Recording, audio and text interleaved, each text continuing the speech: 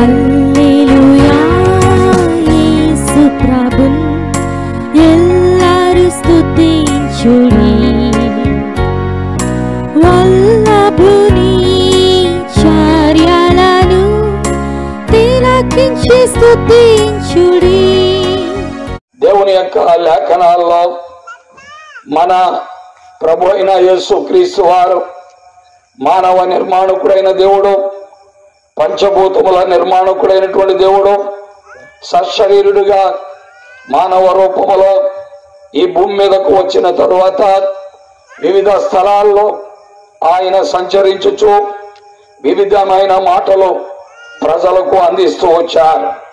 ఆ మాటలలో ఒక మాటే దేవుని వాక్యములో యోహాను సువార్త 6వ అధ్యాయం 37వ వచనం మనము చదివిన మాట, నా యొద్దకు వచ్చు వారిని నేనెంత మాత్రమును బయటికి త్రోసివేయనని లేఖనాల్లో మనము చూస్తున్నాం. ప్రభు అయిన దేవుడు ఈ లోకములోనికి రావడానికి కారణం మానవులైన వారిని తన యొద్దకు ఆహ్వానించటానికే. ఏ మానవుడైతే ఆయన యొద్దకు వస్తారో వారు ఏ భాష మాట్లాడుతున్నా, ఏ జాతికి చెందిన, ఏ వర్గానికి చెందిన వారందరినీ ఆయన చేర్చుకునేవాడే. అందుకే ఆయన అంటూ వచ్చారు, ప్రయాసపడి భారం మోసుకొనుచున్న సమస్త జనులారా నా యొద్దకు రండి, నేను మీకు విశ్రాంతి కలుగు చేస్తానంటున్నారు.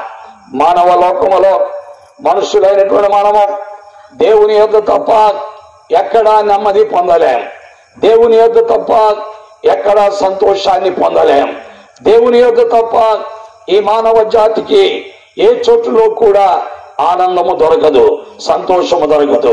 ఒకవేళ ఈనాడు మానవ లోకములో మనుషులైన మనకు వెండి బంగారములు ఉండవచ్చు, ఆస్తిపాస్తులు ఉండవచ్చు, ఇళ్ళు వాకిళ్ళు ఉండవచ్చు, అలాగే అనేక మంది బిడ్డలు కూడా మనకు ఉండవచ్చు.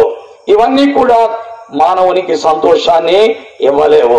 పిల్లరా, మానవ లోకములో మనుషునికి సంతోషము గాని, సమాధానము గాని, ఆనందము గాని దొరకాలి అంటే దేవుని యొద్దకు మానవుడు రావాల్సిందే.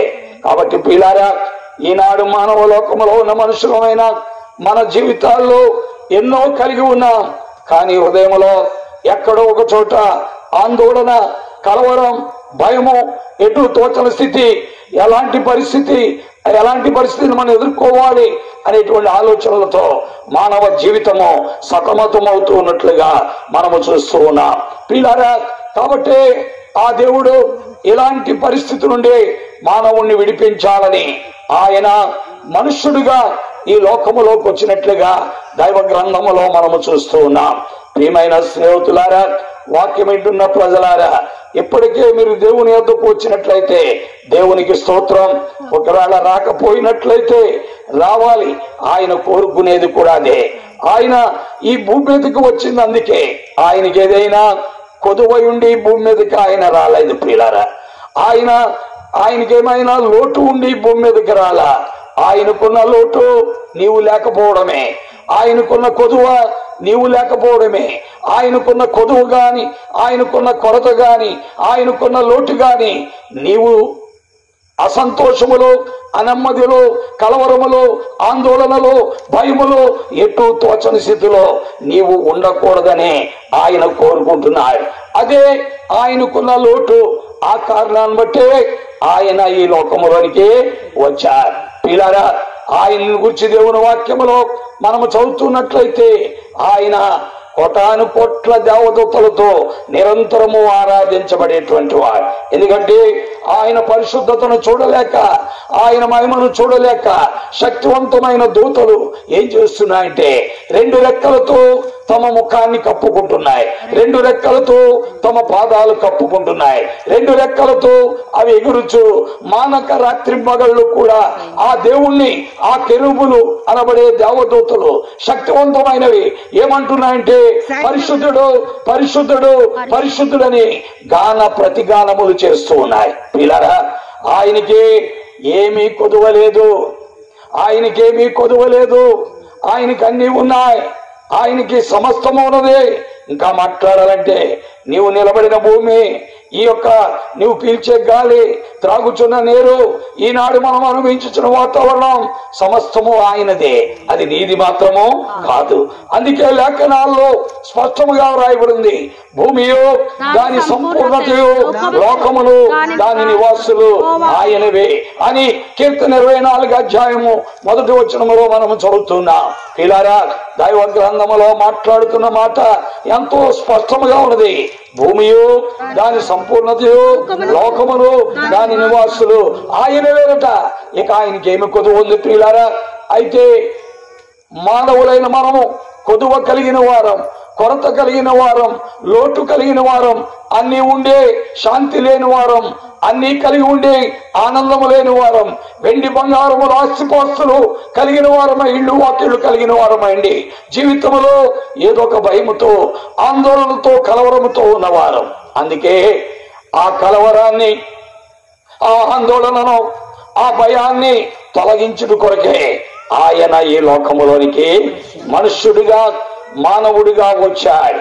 ఆయన మనుష్యుడిగా, మానవుడిగా, శరీరధారిగా ఈ భూమి మీద దాదాపు 2025 సంవత్సరాల క్రితం సంచరించినటువంటి దేవుడు ప్రియులారా.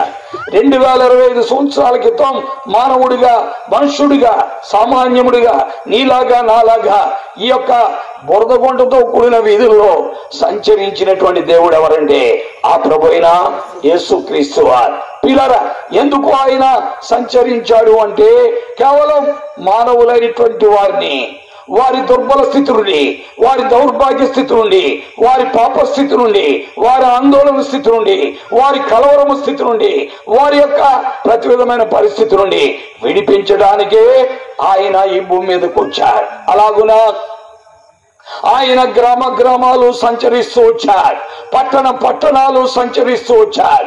అలాగునా ఆయన సంచరించుచు అనేక స్థలాలకు వెళ్ళినట్లుగా దైవ గ్రంథములో మనము చూస్తూ ఉన్నాం. ప్రియమైన దేవుని వాక్యం ఏంటున్నా ప్రియులారా, అందుకనే దేవుని వాక్యములో లూకాసు సువార్త 10వ అధ్యాయం 38వ వచనములో మనము ఒక సంఘటన గమనిస్తూ ఉన్నాం. లూకాసు సువార్త 10:38 మనం చదువుతుంటే, ఆయన సంచరించుచు చూసారా, అంతటా వారు ప్రయాణమైపోచుండగా ఆయన ఒక గ్రామములో ప్రవేశించెను.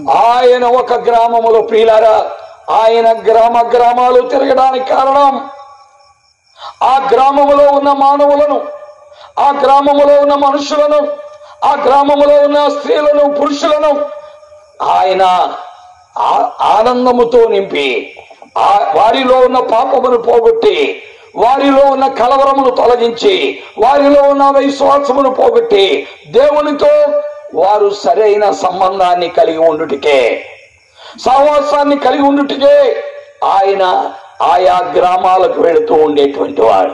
పిల్లరా, లేఖనాల్లో మనం చూస్తున్నాం, ఆయన ప్రయాణం అయిపోవచ్చు ఒక గ్రామములో. ప్రియారా, ఆ గ్రామములో ఆయన ప్రవేశించిన కారణం అక్కడ ఒక కుటుంబం ఉన్నది. నెమ్మది లేని కుటుంబం, ఆందోళనతో ఉన్న కుటుంబం, ఎంతసేపు తినుటూ త్రాగుతూ సుఖించడం అనే కుటుంబం. ఏమి తిందుమా, ఏమి త్రాగుదుమా, ఏమి ధరించుకుందుమా, దేన్ని కూడగొట్టుకుందామా అని అనుకుంటూ దేవుని గుర్చి గాని, దేవుని మార్గమును గుర్చి గాని, దేవుని రాజ్యమును గుర్చి గాని, వారి యొక్క ఈ లోకాన్ని విడిచిపెట్టిన తర్వాత ఎక్కడికి వెళ్ళాలనే స్థితిని గుర్చి గాని ఆలోచన లేని పరిస్థితులు కలిగిన వారు ఆ కుటుంబములో ఆ గ్రామములో ఒక కుటుంబం ఉంది పిల్లరా. కాబట్టి ఆయన ఆ గ్రామానికి వెళ్ళినట్లుగా మనం చూస్తున్నాం. కాబట్టి ఏమని రాయబడింది, ఆయన ప్రయాణం అయిపోవచ్చు పిల్లరా.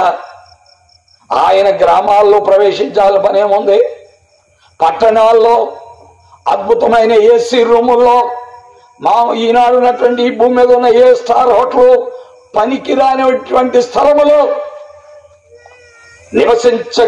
నివసిస్తున్న ఘనుడు గొప్ప దేవుడు మన ప్రభు అయిన యేసుక్రీస్తు వారు.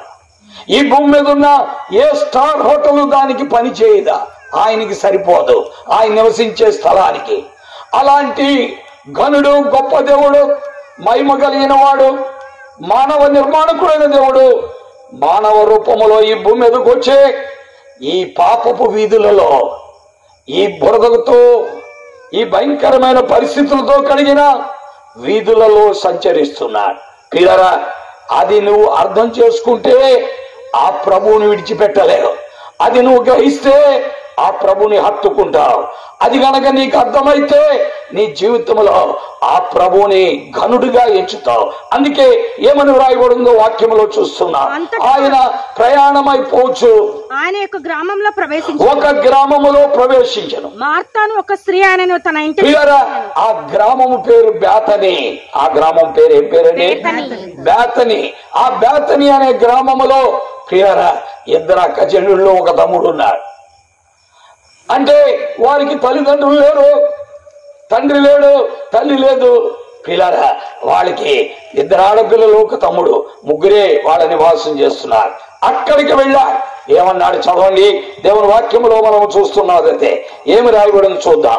చదవండి, ఏమి రాయబడిందో. మార్తాను ఒక స్త్రీ ఆయనను తన ఇంటి పిల్లరా, ఆయన గ్రామాల్లో ప్రవేశించేటప్పుడు ఆ బేతని గ్రామములో అడుగుపెట్టిన వెంటనే మార్తాను ఒక స్త్రీ ఆయనను చేర్చుకుంది. ఈ రోజున ఈ గ్రామంలో, ఈ వీధిలో మమ్మల్ని చేర్చుకునేవారు లేక రోడ్డు మీద మీటింగ్ పెట్టాం. ఒకవేళ ఎవరైనా చేర్చుకుంటే వారింటి దగ్గరే మీటింగ్ పెట్టి ఉండేవాళ్ళం. పిల్లరా, వాక్యములో మనం చూస్తుంటే ఆయనకు బేతనీలో ఒకరు చేర్చుకున్న వారు ఉన్నారు. ఎవరు చేర్చుకుంటారో వారింటికి ఆయన వస్తాడు. ఎవరు చేర్చుకుంటారో వారింటిలో ఆయన అడుగు పెడతాడు. ఎవరు చేర్చుకుంటారో వారింటిలో వారితో మాట్లాడతాడు. ఎవరు చేర్చుకుంటారో వారింటిలో వారికి మారు మనసిస్తాడు, రక్షణ ఇస్తాడు, పాప క్షమాపణ ఇస్తాడు, పరిచారకులుగా మారుస్తాడు, సేవకులుగా తీర్చిదిద్దుతాడు. అదే ఈనాడు ఈ గ్రామములో ఉన్నటువంటి మార్తా, మరియా, లాజరు అనేటువంటి కుటుంబం. ఆయన ప్రయాణమైపోవచ్చు. బేతనీలోను ప్రవేశించాడు. మార్తా అని ఒక స్త్రీ ఆయనను తన ఇంట చేర్చుకుని. ఎవరిని చేర్చుకున్నా నీకు నెమ్మది ఉండదు. ఎవరిని ఇంట్లోకి వచ్చినా నెమ్మది ఉండదు. ఒక ఆయన అన్నాడు, ఎంతో మంచి అమ్మాయి, ఎంతో మంచి బిడ్డని మా ఇంటిలోకి వస్తే బాగుండని కోరుకొని తెచ్చుకున్నామని.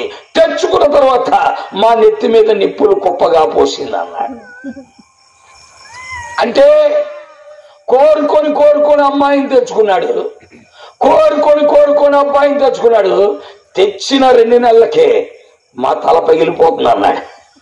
అంటే నీవెవరిని చేర్చుకున్నా నీ తల పగులుద్ది, నీకు నెమ్మది ఉండదు, శాంతి ఉండదు, సమాధానం ఉండదు. అయితే ఆ క్రీస్తును చేర్చుకుంటే నీకు నెమ్మది, శాంతి, సమాధానం ఉంటుంది. పిల్లల, దేవుని వాక్యములో మనం చూసే సత్యాలే. కాబట్టి మార్తా అని ఒక స్త్రీ ఆయనను తన ఇంట చేర్చుకున్నది. పిల్లరా, నీ ఇంటిలోనికి ఆయన చేరాలి. నీకున్న రోగాలు బాగు చేయటానికి, నీకున్న అనమ్మదిని తీసివేయటానికి, నీకున్న అశాంతిని తీసివేయటానికి, నీకున్న ఆ రకములైన దుర్బల స్థితి నుండి బయటికి తేవడానికి ఆయన నీ ఇంట ఏం చేయాలండి? చేరాలి. కాబట్టి ఆ ఇంటికి ఆయన చేరాడు. బేతనీలో ఉన్న మార్తా, మరియా, లాజరు ఇంటికి. ప్రియా స్నేహితులారా, వాక్యం వింటున్న ప్రజలారా, దేవుని వాక్యములో ఒకరి ఇంటిలోనికి ఆయన చేరినప్పుడు ఆ ఇంటిలో పక్షవాయువు గలవానికి స్వస్థత వచ్చింది. పక్షవాయువు గలవానికి స్వస్థత వచ్చింది. ఎక్కడది? మార్కు సువార్త 2వ అధ్యాయం. కపెర్నహూములో ప్రియులారా, మరి పేతురు అత్త ఇంటికి వారు చేరారు. పేతురు యొక్క అత్త ఇంటికి వారు చేరారు కపెర్నహూములో. అదే దేవుని వాక్యములో మార్కు సువార్త 2వ అధ్యాయం 1వ వచనంలో చూస్తున్నా. ఆయన మరలా కపెర్నహూములో వచ్చెను. ఆయన ఇంటి ఉన్నాడని చూసారా? ఆయన మరలా కపెర్నహూముకు వచ్చాడు. ఎక్కడికి వచ్చాడు? కపెర్నహూములో పేతురు అత్తగారింటికి వచ్చాడు. చాలా మంది పురుషులు అత్తగారింటికి ఎక్కువగా వెళ్ళరు, అమ్మగారింటికి ఎక్కువ వెళుతూ ఉంటారు. కానీ ఇక్కడ జరుగుతున్నది ఏంటంటే, పేతురు అత్తగారు దైవికమైన స్త్రీ, పేతురు అత్తగారు ప్రభువుని ఎరిగినటువంటి స్త్రీ, పేతురు అత్తగారు సమర్పణ కలిగినటువంటి స్త్రీ, పేతురు అత్తగారు తన ఇల్లు పాడైపోయినా దేవునికి మహిమ రావాలనుకునేటువంటి స్త్రీ. కాబట్టి పేతురు అత్తగారు ఇల్లు కపెర్నహూములో ఉంటే అక్కడికి చేరా. ఏం జరిగింది చదవండి దేవుని వాక్యములో మనం చూస్తున్న సాక్ష్యం. ఆయన ఇంట ఉన్నాడని వినవచ్చినప్పుడు కూడి వచ్చిరి గనుక వాకిటాయనను వారికి ఈ పరిస్థితుల్లో ఏం జరిగిందంటే కొంతమంది పక్షవాయువు గలవాడిని ఏం చేశారట, ఆయన ఎద్దకు తీసుకుని వచ్చిరి. చాలా మంది కుడి ఇంట్లో స్థలము లేదు లోపలికి తెద్దామంటే పైకప్పు విప్పి కిందకి దించేశారు.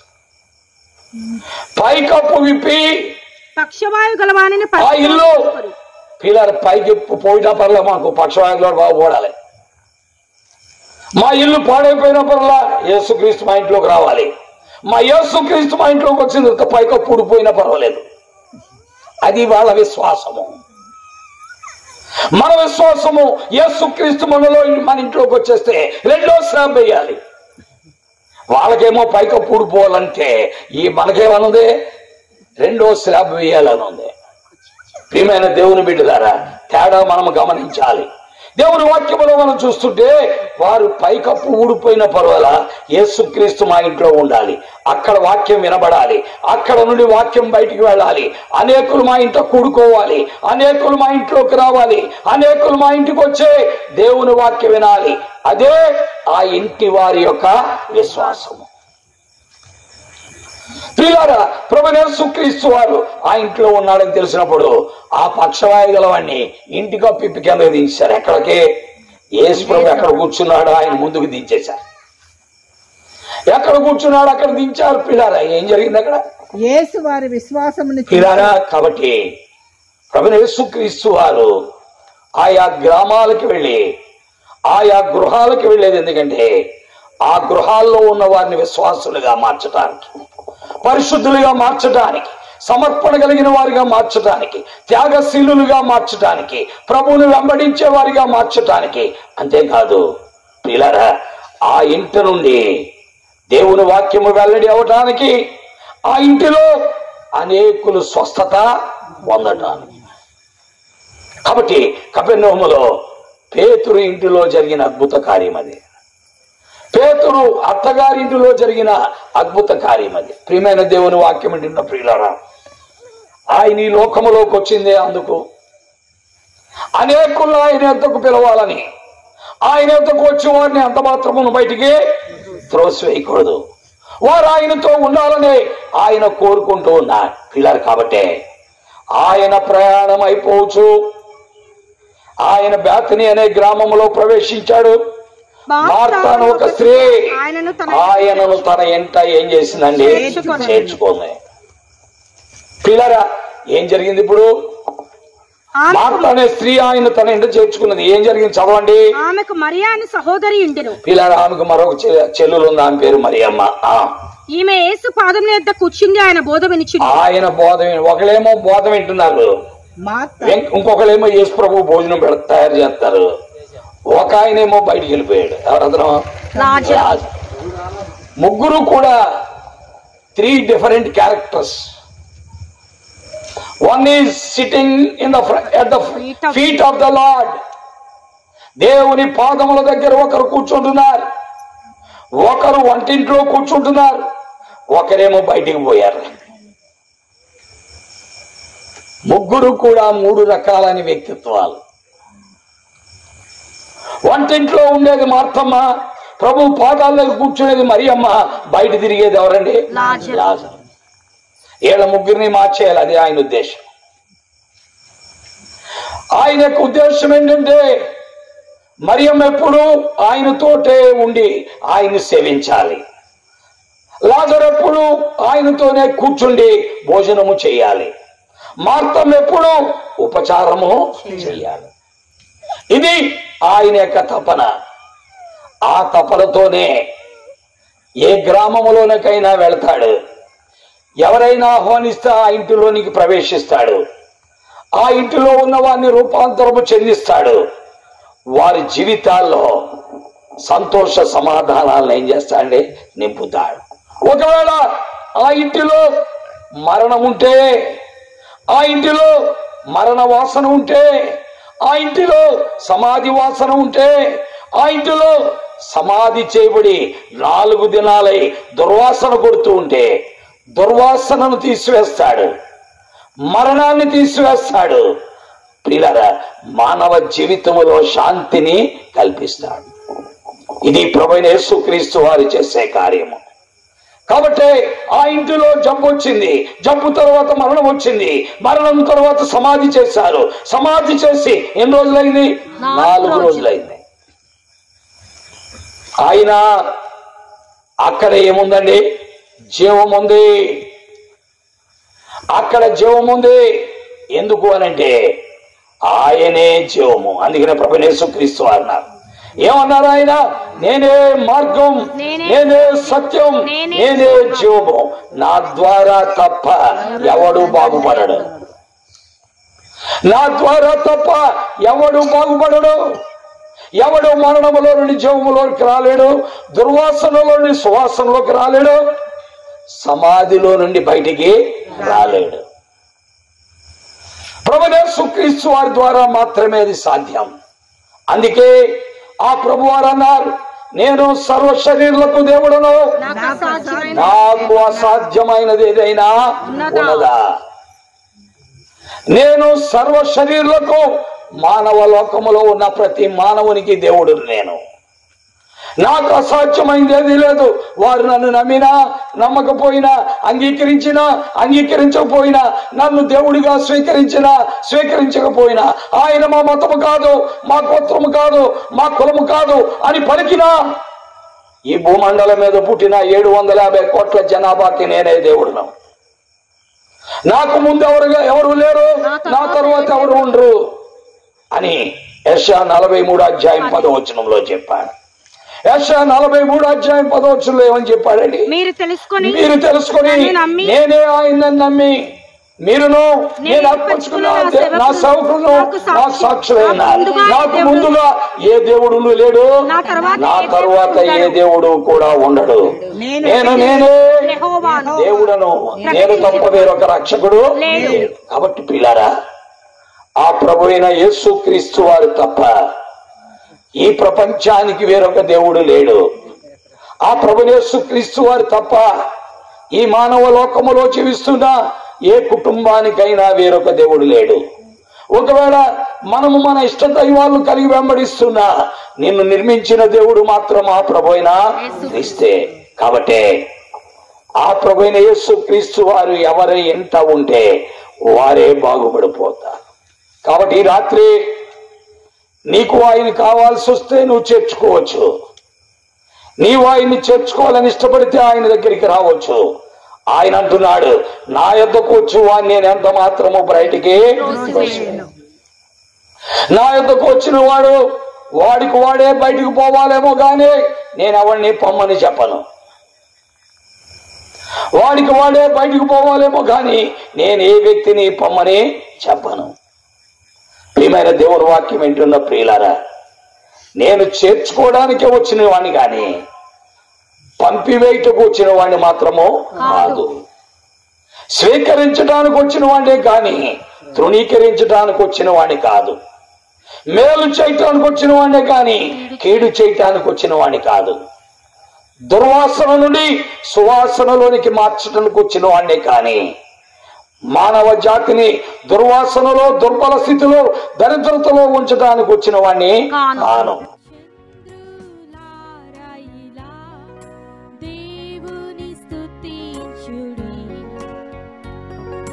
హృదయమును వెలిగించిన యేసుని స్తుతించుడి.